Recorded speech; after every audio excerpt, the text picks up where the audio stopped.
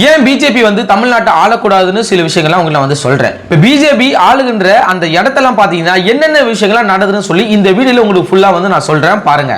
ஒடிசாவில் பார்த்தீங்கன்னா ரோடு ஓரமா ஒரு சின்ன பையன் என்ன பண்ணியிருக்காங்கன்னா கிறிஸ்துமஸ் தாத்தா ட்ரெஸ் எல்லாம் வச்சு வியாபாரம் பண்ணிட்டு இருக்கான். கிறிஸ்டின் ட்ரெஸ் எல்லாம் வச்சு நீங்க வியாபாரம் பண்ண கூடாதுன்னு அப்படின்னு சொல்லி அந்த சின்ன பையனை ஆர்எஸ் காரர்களும் பிஜேபி காரர்களும் போயிட்டு மிரட்டி இருக்கிறாங்க. ஒரு சின்ன பையனை ஏன் வியாபாரம் பண்ற அப்படின்னு சொல்லி.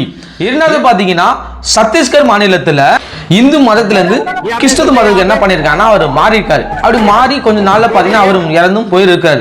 அப்படி இறந்த அவரை வந்து பாத்தீங்கன்னா கிறிஸ்டின் முறைப்படி வந்து அங்க வந்து சடங்கு பண்ணக்கூடாது அப்படின்னு சொல்லி அங்க இருக்கிற இந்துத்துவ அமைப்புகளும் ஆர்எஸ்களும் பிஜேபிகளும் வந்து என்ன பண்ணா அங்க வந்து சண்டை போட்டு இருக்கிற வீட்டை அடிச்சு உடைச்சி எரிச்சும் இருக்கிறாங்க.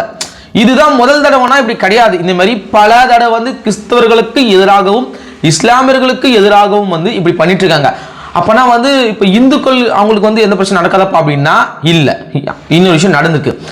அயோத்தியா ராமர் கோயில்ல துப்புர பணியாளர் வேலை செஞ்சிருந்த ஒரு இந்து பெண்ணை பாத்தீங்கன்னா அங்க இருக்கிற 8 நபரை வந்து கற்பழிச்சிருக்கிறாங்க. இது வந்து முதல் தடவை கிடையாது. இதுக்கு முன்னாடி தடவை நடந்திருக்கு. இது மீண்டும் மீண்டும் நடக்குது அப்படின்னு சொல்லி ஒரு குற்றச்சாட்டு வைக்கிறாங்க. இப்போ பிஜேபி ஆளுகிற இடத்துல பாத்தீங்கன்னா கிறிஸ்தவர்களுக்கும் பாதுகாப்பு கிடையாது, இஸ்லாமியர்களுக்கும் பாதுகாப்பு கிடையாது, அவங்க அதிகமா வாக்கு வச்சிருக்க இந்துக்களுக்கும் பாதுகாப்பு கிடையாது.